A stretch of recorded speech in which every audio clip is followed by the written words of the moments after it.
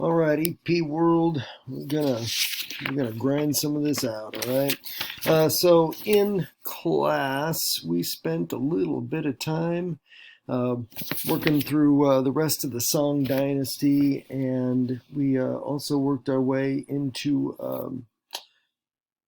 Japan. There we go. And I'm estimating here. We may have got further than this. I don't know, but I'm going to go ahead and start us off with Korea.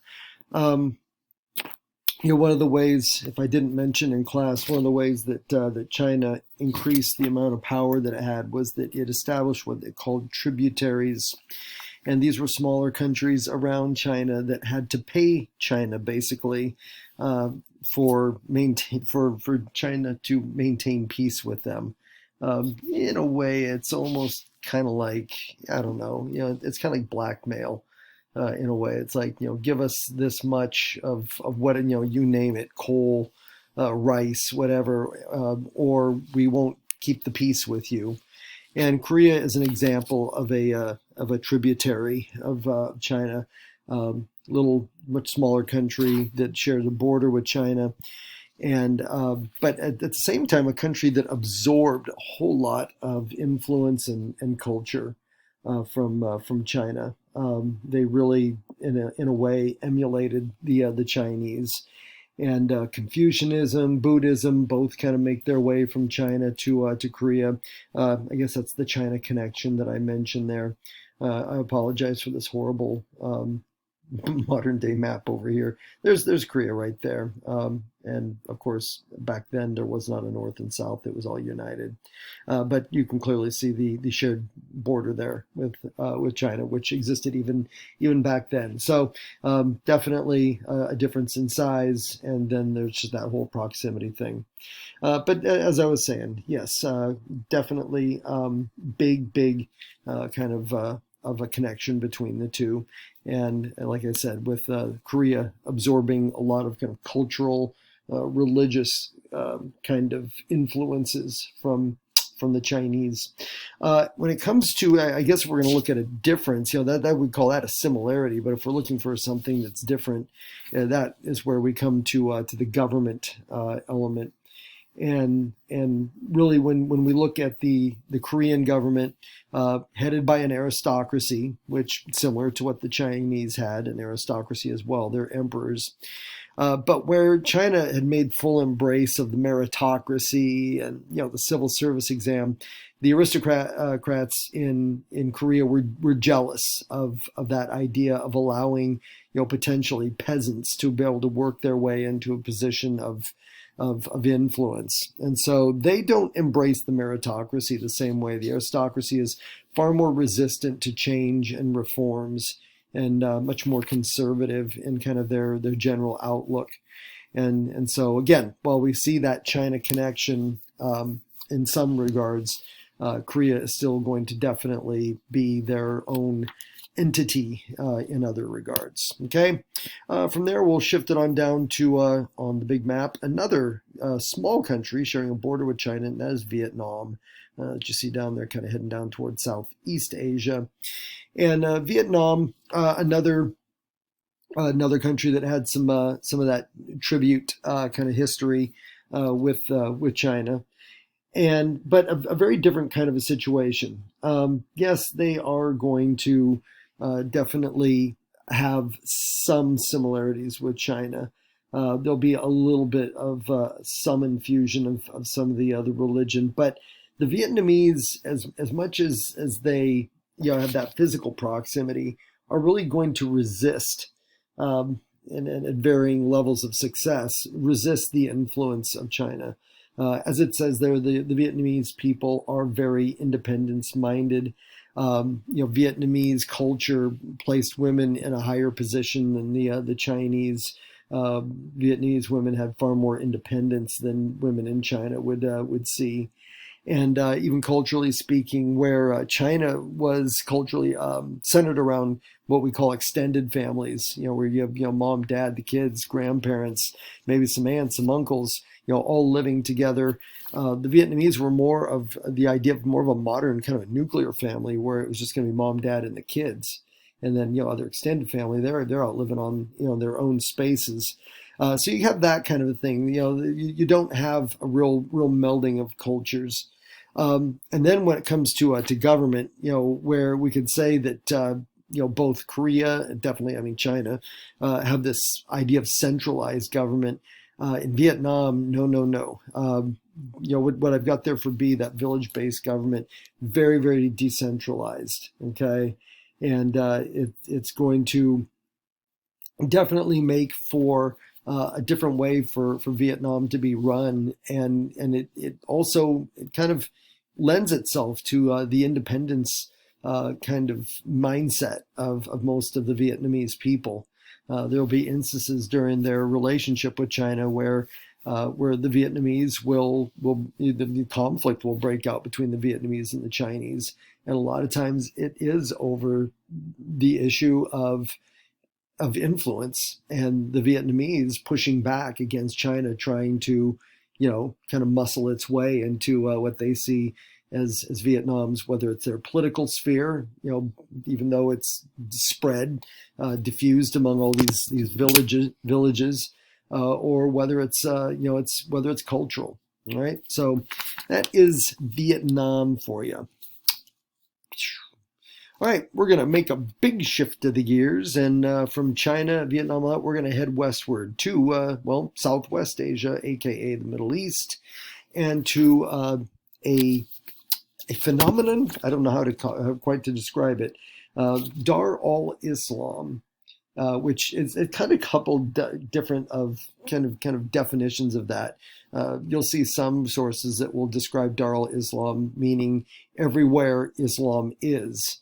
So basically wherever the faith goes, that they have a connection to basically an Islamic empire. There's other translations of Dar al-Islam that pretty much just it says it means the house of Islam. Both of them, they describe an empire.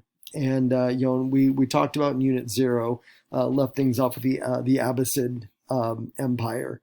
And actually their time frame will kind of cross over into our 1200 to 1450 time frame. So we'll talk a bit about the Abbasid, but even after the Abbasid dynasty falls in the basically where we're talking the 13th century, you're still going to end up having a fairly influential empire that is based on faith. And then that's what's going to make Islam very, very different than a lot of these other empires that we are starting to learn about, is that, it's not based on, economic power or military power or even the power of an emperor who seeks more. It is an empire that is totally devoted to its religious beliefs and a certain devotion to spreading the faith. And when we talk about that idea of spreading the faith, that is both peacefully through conversions and it's kind of what we think of as kind of like missionary work, spreading the word and telling people why they would want to abandon their faith and adopt Islam. But they also will use forced conversion through warfare, and so you see a little bit of both going on there. All right. When we talk about that Abbasid dynasty and what eventually is going to bring the dynasty down is kind of what A is referring to. A lot of just pressures on the Abbasid dynasty by the time we're getting to about the 12th to 13th century. Internally, there are a lot of issues going on. There's a group of what had started out as Asian slaves that had been brought into Islam into the Muslim world to work. People called Mamluks, Mamluks, Mamluks, and most of them ended up in the Middle Eastern area of Egypt eventually. And over time, they rose up against the Islamic leadership. They wanted a little bit more of their own independence, and they would eventually pretty much establish their own little independent state within Islam in present-day Egypt. You also had another group called the Seljuk Turks, another one that kind of starts, its origins are a little bit more kind of Central Asia. And the Turks are Muslim in faith, but culturally still different from the rest of Southwest Asia, Asian cultures and people. And so they share the faith, Their take on Islam is a little bit more secular. It's not as strongly religious as the rest of Islam.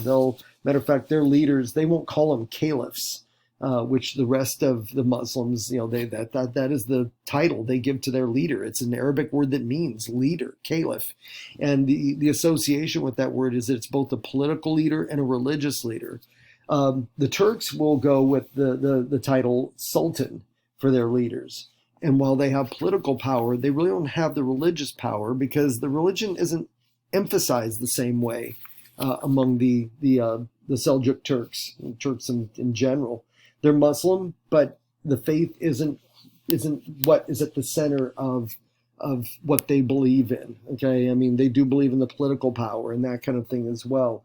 And that's kind of the difference between them. So when we hear the difference between a caliphate and a sultanate, a caliphate is a more pure Muslim-led state of some sort, and a sultanate is usually going to be led by Turks who are going to have a little bit more watered down approach to religion and faith. They are more of kind of what I just described there a moment ago. That whole idea that just less emphasis on it. They're a little bit more secular. Okay, when we talk about the sultanates. Okay, that was a real. So those are internal pressures on Dar al-Islam and the Abbasid dynasty in particular. External, you're going to have. Well, we talked about the Crusades that happened in for about 150 years of these European armies marching down into the Holy Lands, trying to get Jerusalem.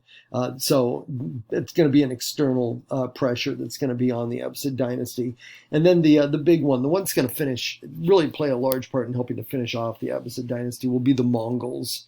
And we'll go into the Mongols in more detail in unit number 2, but they're going to come sweeping in from Asia and pretty much make it all the way to about Egypt before their invasion runs out of steam.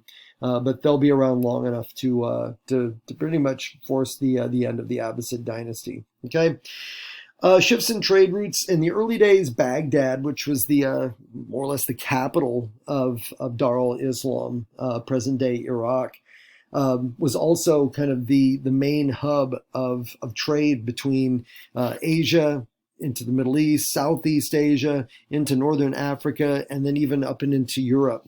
But over time, those begin to shift also a little bit more northward.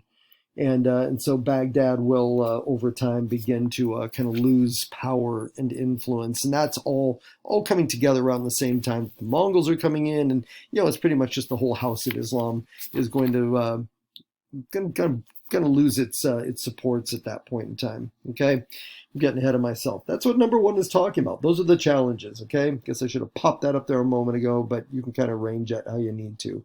But really, you can think of Mamluks, you can think of Seljuk Turks, you can think of Crusaders, and you can think of Mongols. That's a lot of challenges for one empire to try to withstand. And in the end, it will do win the Abbasid Empire. All right. Let's see. Trade competition. Well, kind of what I'm talking about there with Baghdad, and it really is because as time goes, kind of marches on, we're going to see more trade routes opening up and more countries and empires starting to jump into trade, and that's what's going to create that increased competition with the Muslim world and result in those changes. Like I said, the shift away from Baghdad being considered the main hub of the trade world to really there not being any one specific hub. For a while, it'll move up to a place called Constantinople that we'll learn about later on.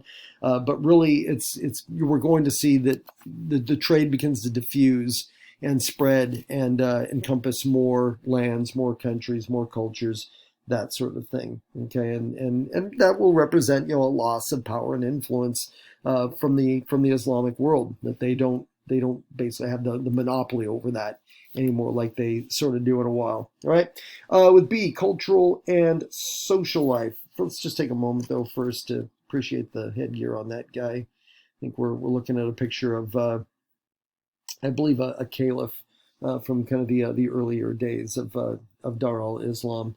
We will truly come to appreciate some of the headgear of Southwest Asia, the sultans and the caliphs, but more of that later.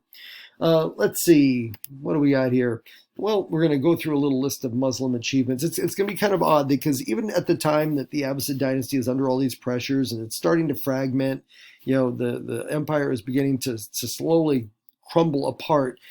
The Muslims will still at the same time be able to accomplish some amazing things. And I think that's what we're going to cover over here on our next slide. The Muslims are responsible for establishing what comes to be known as the House of Wisdom, which is this legendary center that was located in Baghdad that was supposed to just be this major center of learning and knowledge that people would come from thousands of miles away to study there, and something that'll end up being destroyed when the Mongols come into Baghdad. All we have are these odds and ends of artists' guesses and conceptions of what we think the House of Wisdom looks like. There's really no true solid record of what the actual house looked like. We just know that it must have been a great structure because it had such deep influence at the time. So as I kind of take a look at this, let's see, we're going to go through some of it, and emanating from the House of Wisdom will be a lot of these achievements. The works of the ancient Greeks had been kind of lost to time. And, when you think of guys like Aristotle and Socrates and Plato, and some of that, some of their thinking, their ideas kind of create the basis for our own, democratic ways of thinking about government. All that would have been lost to history, really, had it not been for the Muslims. They were the ones that uncovered these and figured out how to translate them and then transcribe them into Arabic. And from Arabic, they then started getting moved off into all kinds of different languages. And a lot of historians, just say it straight up. It's like, the reason that we have those works as part of our, world memory and our world knowledge is due to the efforts to save them, first of all, and then to get them translated, and all that coming from the Muslim world. Also, huge strides made in the world of medicine. Some of the first, what we think of as a hospital, were established in the Middle East during the time of Dar al-Islam. Big achievements in mathematics, algebra, algebraic thinking, that kind of theory all is developed during that time frame. And then astronomy, kind of understanding of the skies, but also developing tools that would later on be used to help with navigation when we get to the age of exploration and all that. All of that is coming from the minds of some of these Muslim thinkers, inventors, and basically just intellectuals down there. Sufism and poetry. Well, there's also a whole world of literature and poetry that comes out of the Muslim world. And a lot of it's still available to study to this very day. Beautiful poetry that some of it very intertwined into the faith, some of it very intertwined with just human emotions, love, and all of that. Which will get me to Sufism, which is going to be kind of a breakaway from the Muslim faith. The Muslim faith, there's certain things about the Muslim faith that have some parallels to even Christianity and Catholicism, if I think of it that way. There's Muslim faith highly organized. You look at a local mosque, it's going to be overseen by an imam who's would be like a priest to a Catholic church, and there is that hierarchy of order.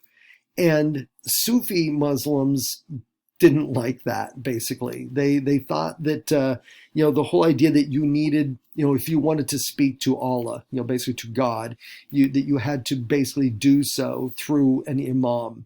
And Sufi Muslims were pretty much saying, no, you don't need that. You don't need that other person. You can have basically a personal relationship with Allah. The Sufi Islam kind of emphasized a lot of just not quite meditation, but kind of introspection and just that idea of you yourself and almost mystical in a way, having this experience with Allah. You don't have to have a mosque and an imam to be able to do all of that sort of thing. Anyhow, that makes a rise during this time frame as well. Sufism. Okay. Also a rise in the merchant class. I mentioned to you in some of our notes that in some of the social hierarchies of other cultures we've learned about, merchants were at the bottom or near the bottom, and a lot of times placed there because to a lot of cultures they didn't produce anything. They were middlemen, they were money changers. They did that business, they made money, that but they didn't actually make a thing that you could hold in your hand. And so that put them down at the bottom of the social ladder. They put value on people who could produce things. That's not the way it operates here in Dar al-Islam. The merchant class will be viewed as important elements of society. The money, the riches that they bring to Dar al-Islam, during the glory days of the Abbasid Empire, is going to result in the merchant class being viewed with a lot of respect as compared to other cultures and social strata during that time frame. Slaves. Muslims had interesting relationship when it came to slavery, because we're talking about a time frame when slavery was very commonly used by a lot of empires when it came to the building of whether it was the House of Wisdom or other major public works. A lot of times that's going to be done with slave labor. A lot of times slaves that end up serving as soldiers in the armies in some of these early empires. The Muslims, their view on slavery, first of all, there was no slavery among fellow Muslims. You could not enslave another Muslim. And so the Muslims, while they made use of slaves, had to go elsewhere to look for them. And sometimes that was heading further out into Asia. Sometimes that was dipping down into Africa. And then would bring them, back into, the Middle East, into Southwest Asia to labor for them or to serve in armies, that sort of thing. Interestingly enough, if any of those slaves decided to convert to Islam, they were given their freedom because now they're a Muslim. And so, there was that aspect of it as well. But the Muslims definitely tapped into slave trade to help power their empire. All right. Next. Oh, we'll focus here a little bit on women. I'll get that and this one right here. I think, whether we think about Islam today or we go back in time here, we're going to see a whole range of the way that the faith is basically practiced.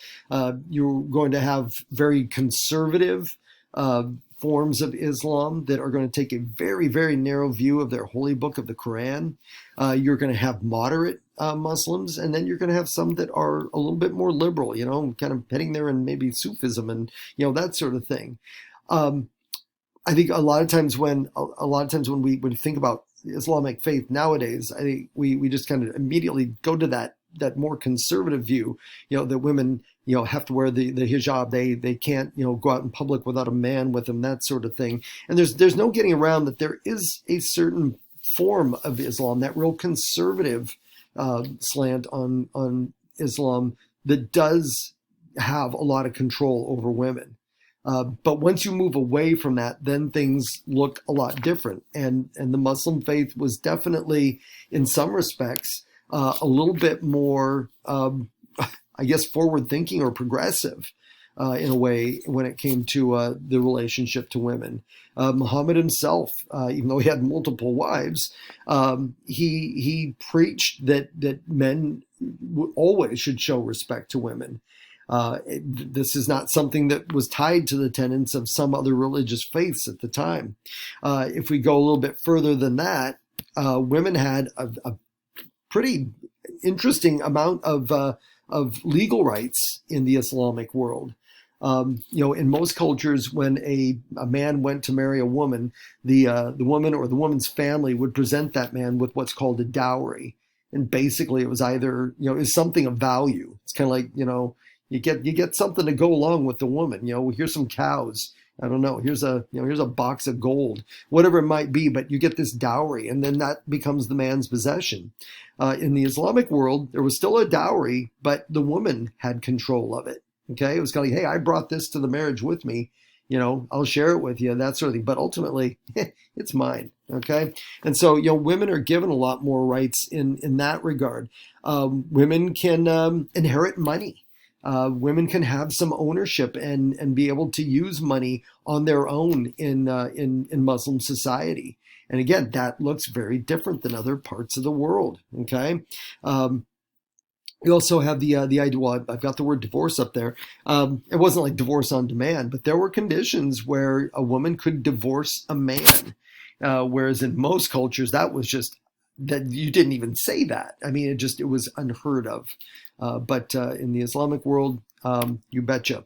So yeah, definitely a different kind of relationship, to women than what we see. Even looking, comparing to Christianity in those days and Judaism in those days, women had more rights when you get right down to it in the Muslim faith. Right? Okay. D, Islamic Spain. Okay, so I'm gonna pop down here. The year 711 is when Muslims invade into Spain. By this point in time, they had overspread all through the Middle East itself into northern Africa, and then from there they crossed from the Mediterranean and invaded into the southern part of Spain. Eventually, they are going to form an Islamic state in Spain that they call Al-Andalus. And then establish their capital in a city called Cordoba. Okay, and get you a little bit more here. They will rule. They'll be in there in Spain till about the 1400s. I mean, they're there to stay for a while. And while they are there, they are going to establish their own centers for learning. This is how Europe is going to end up being introduced to a lot of the thinking coming from Asia, coming from the Middle East. It's going to be introduced through the Muslims who are in Spain, who, by the way, call themselves Moors, Moors, Moors, and through centers for learning that they will establish in Cordoba. This is going to introduce Europe to a lot of the knowledge, some of the inventions, things like that are coming out of Asia. Sorry about that. I don't know if you could hear it. Yet another dog uprising. They never end, folks. It just never ends.